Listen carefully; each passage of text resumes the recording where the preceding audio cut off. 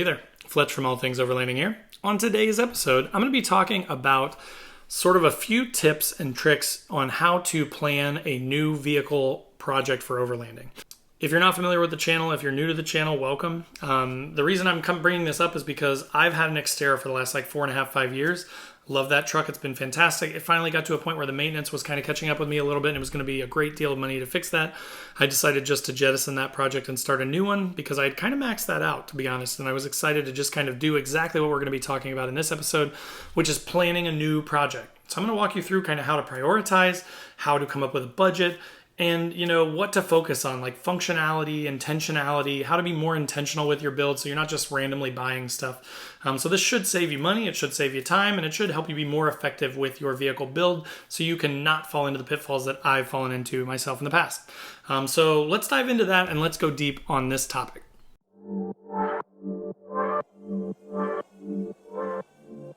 All Things Overlanding is brought to you by some fantastic companies. You should definitely check out the description and click through their links to see all the awesome stuff they offer.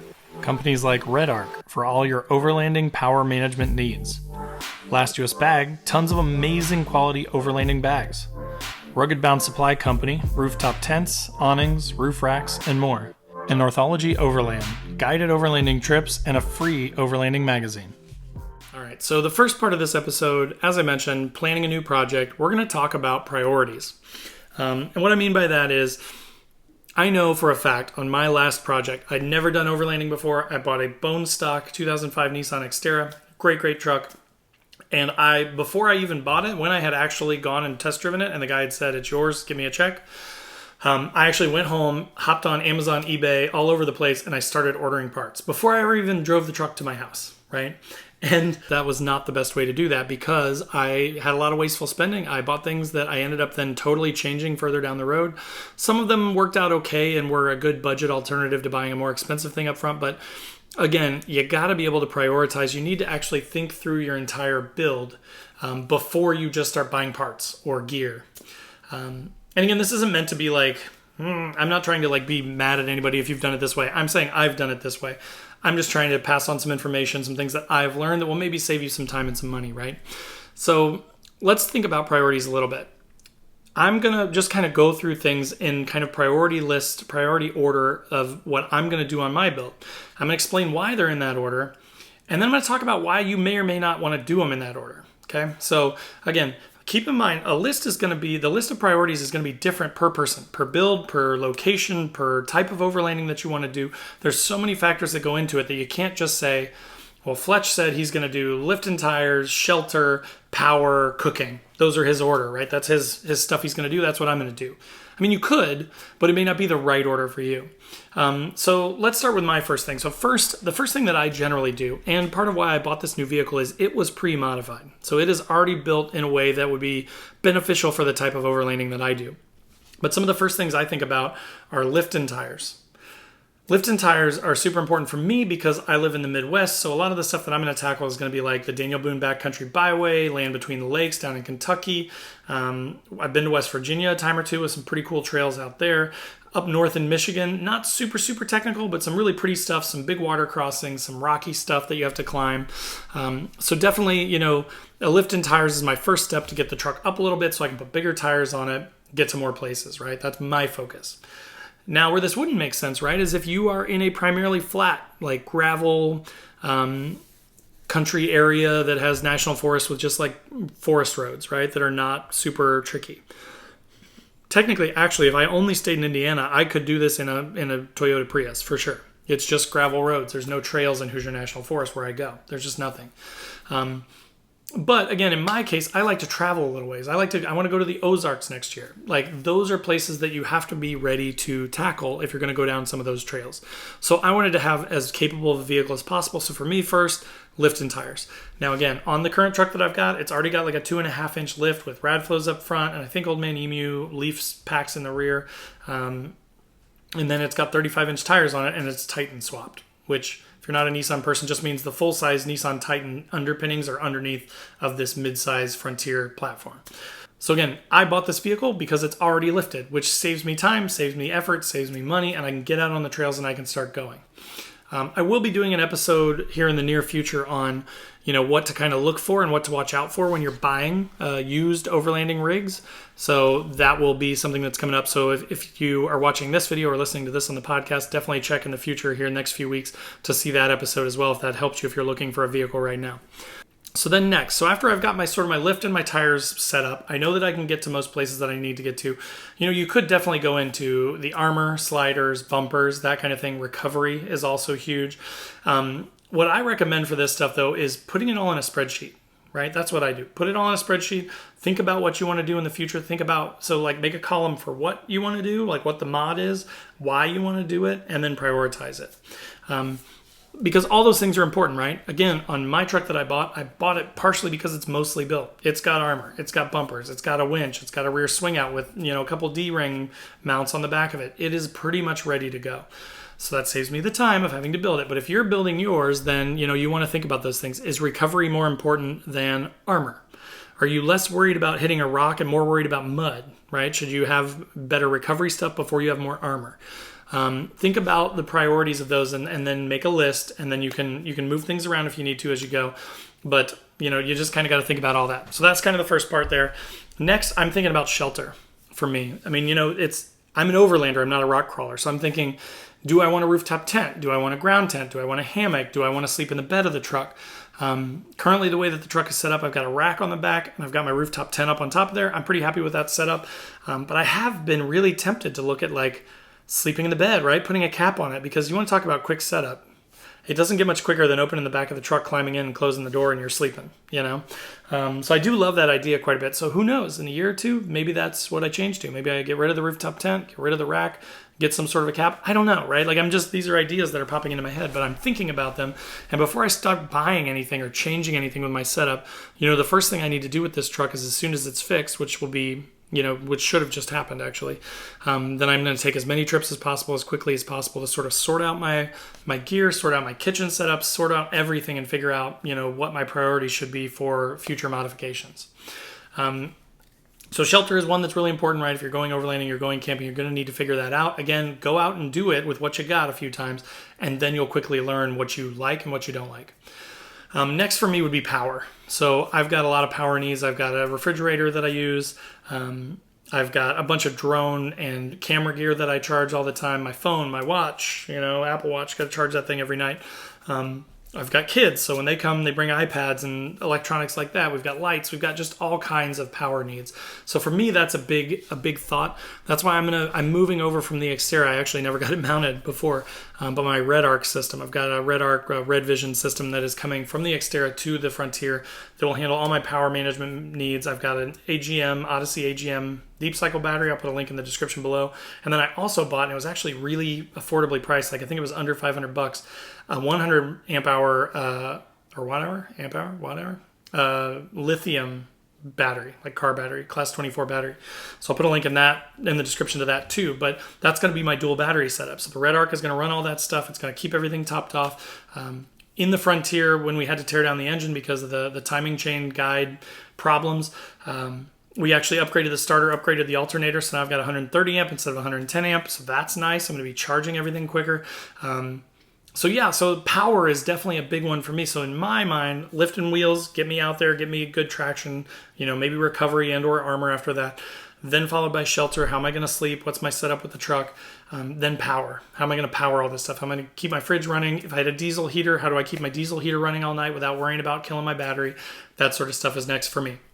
And then last, sort of like cooking, water, fuel, how do you carry all the stuff you need to cook, the water that you need to clean and or cook, that sort of stuff. Again, it's a new build for me, right? I had an SUV before. I kind of had it all figured out. I had a gas can mount on the back of my truck. I had all my cooking stuff goes in a bag. I had 2 drawers and a drawer system. Now I've got a decked system in my Frontier. So I've just got to think, how is this different from what I had before? Am I going to cook on the tailgate? If so, I need sort of like a mountain hatch style flat surface to use, which I think I'm going to be making my own. So if you want to see that, stay tuned. That'll be coming up here before too long. Once the truck is running, or since the truck is running, because this is probably airing after that. Anyways, so yeah, cooking and that sort of stuff, it's so important because there's just so much gear that goes into it, right? I mean, I've got my huge Last US Bags Happy Camper that has all my gear in it. I've got just tons of stuff, a grill, propane, all that stuff that goes with it. So that is a big thought for me on how that's all going to lay out, where it's going to go, how I'm going to make room, how I'm going to get to my fridge in the back of a truck instead of an SUV where I had a slider, right? So tons of cool things to think about there. But again, make a list, make a spreadsheet, write out what it is, why you want to do it, and prioritize it. But that is, priorities and how to kind of make priorities. So hopefully that's helpful. All right, so next part, budgeting. Once you figured out your priorities, sort of the next step is you need to think about your budget. Now, there are a few ways to do this. I tend to not think about my budget, which has sort of been my problem in the past. And then I look back and I go, oh, crap, I spent $1,000 this month and my wife is going to kill me, right? Don't do that. Don't do it that way. Use that same spreadsheet. So I'm a big proponent of spreadsheets, if you can't tell. I would use that same spreadsheet and I would either break it down into multiple tabs at the bottom that say something like, your priorities, right? Like lift and tires, or lift, wheels and tires. Put them in priority order, and then think about your budget for each one. Do some research. Put in multiple options, right? That's what I did with wheels and tires. I was looking at the level 8s. I was looking at some Steelies. I was looking at a bunch of different things when I made my wheel and tire decision on my last truck. And I weighed out the pros and cons. I weighed out the cost, and then I made a decision based on that. So you can do the same thing with all gear, right? I will put a tag up here to a video I did not too long ago that is about how to figure out the cost of overlanding gear. I think that might be really helpful if you're kind of in this budgeting phase. So definitely check out that video.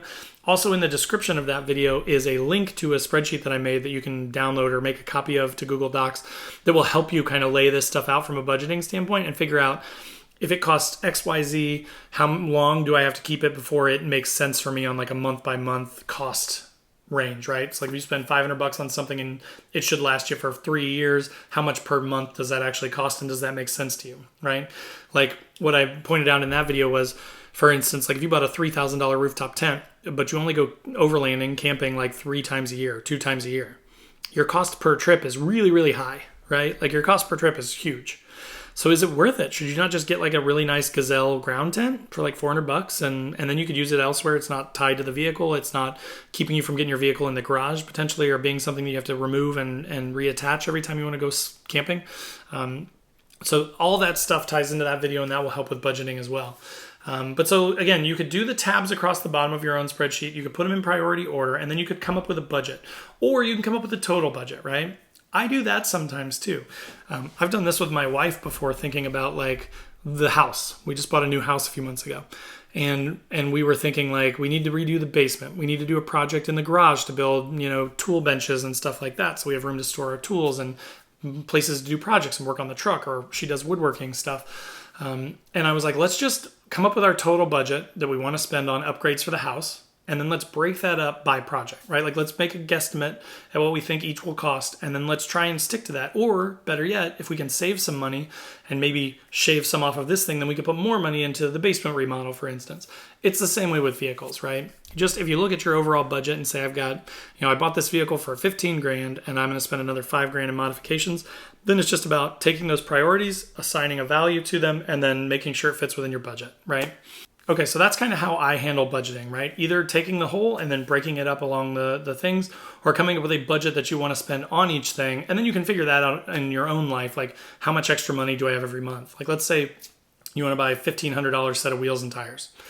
If you have $500 in disposable income every month, then you got to save for 3 months before you can buy that thing, right? So very common sort of typical budgeting stuff, but in overlanding, it's important to use your priorities to then influence your budgeting, and then use that budgeting to buy what you need. So that's it for budgeting.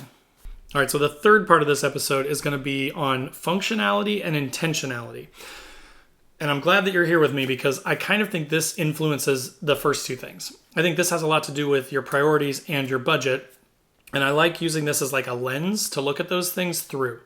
So what I mean by functionality and intentionality is, again, I've said this a million times before we even dive into this piece, get out with what you got, try it, try it, try it. You don't just have to go once. Don't go once and then come home and say, I need a rooftop tent, and I need this, and I need that, and I need a crazy beaver shovel, and I need, don't go out there and see all the things that you could use, but go out, see where the real big holes in your setup are. If you have a terrible night's sleep because you're in a tent and you brought an inflatable mattress and it deflated, that's a big priority. That's a bigger priority than lockers. You got to camp, right? You didn't get stuck. You made it to camp. Everything was fine, but your sleep sucked.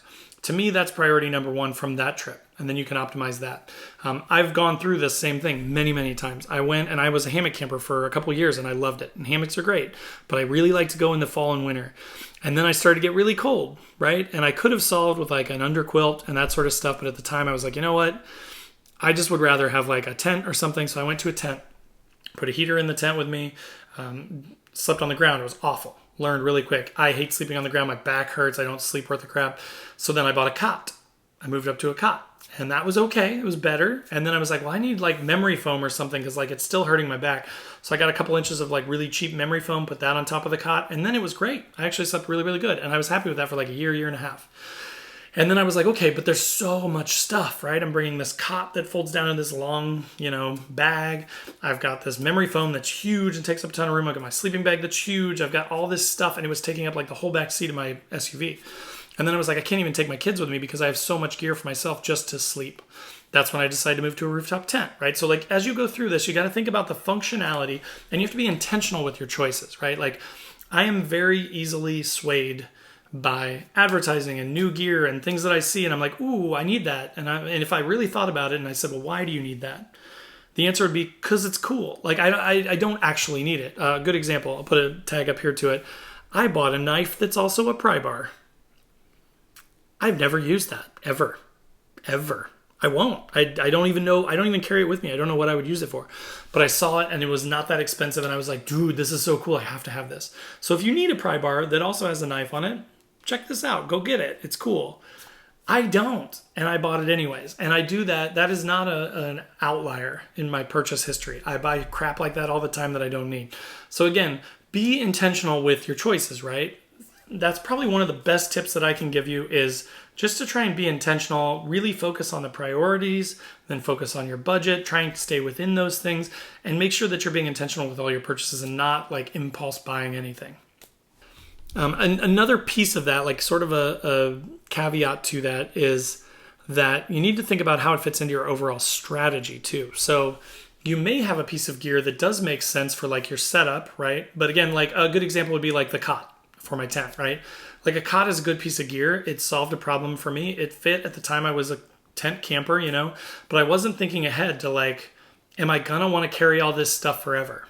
Right? Like as I kept buying more and more stuff, my back seat kept getting more and more full until I hit a breaking point where I'm like, I can't even put a kid in here. This is crazy. I got to come up with a different solution that doesn't involve so much stuff. I was looking at my needs. I was looking at the important things that I needed to solve for, but I wasn't looking at the long term. So then I ended up going through multiple hammocks. I ended up going through multiple tents. I ended up going through multiple sleep setups for tents. I slept in the truck a little while. Then I switched to rooftop tent. The rooftop tent is probably like the ultimate for me. It's super quick to set up. I can keep my bedding in it. It's a little bit warmer at night. If I get a diesel heater, which is kind of the plan here for my winter camping, it can be really, really comfortable with no condensation in it. So like, I finally got there, but I had to make a bunch of mistakes and waste a bunch of money the whole way to it. So again, be intentional. Think about like your future plans. Like if you know you're going to go rooftop tent, do not spend a ton of money on gear for hammock camping or gear for tent camping or a cot or whatever. Unless you know you can recoup it somehow. If you have people that are going to buy it from you when you're done or something, maybe. But like for the most part, try and think intentionally about where you're going with your setup. So that was pretty much it, guys. Those were kind of the three things that I wanted to hit. Again, priorities, budgeting, and then being intentional in your setup. I hope that stuff was helpful for you. I hope if you're a new overlander and you're just trying to get into it and you don't want to waste a bunch of money and you want to be efficient in your purchases, that this is good for you. I would love it if you'd post up in the comments down below. Let me know what you think. Let me know if you have any questions. Let me know if I missed anything, right? If you guys have other tips that would be helpful, I'd love to hear from you. Down in the description below are links to all my featured partners. Amazing, amazing companies. Definitely go check them out. Also links to Facebook, Instagram, the podcast if you're on YouTube, YouTube if you're on the podcast. Patreon page is amazing. Again, for new overlanders especially, it's growing. We're getting more and more people every month. I would love to grow that to a really big point where we've got tons of amazingly interested weekend warriors just kind of helping each other and building a community. So definitely check that out as well. And then there's also the Newbie Overlanders Facebook group. Totally free to join. Come and hang out in there. Again, a lot of newbies and a lot of experienced people helping the newbies. So it's just a great sort of group discussion, and we'd love to have you. But again, thanks for watching, and we'll see you guys next week. Take care.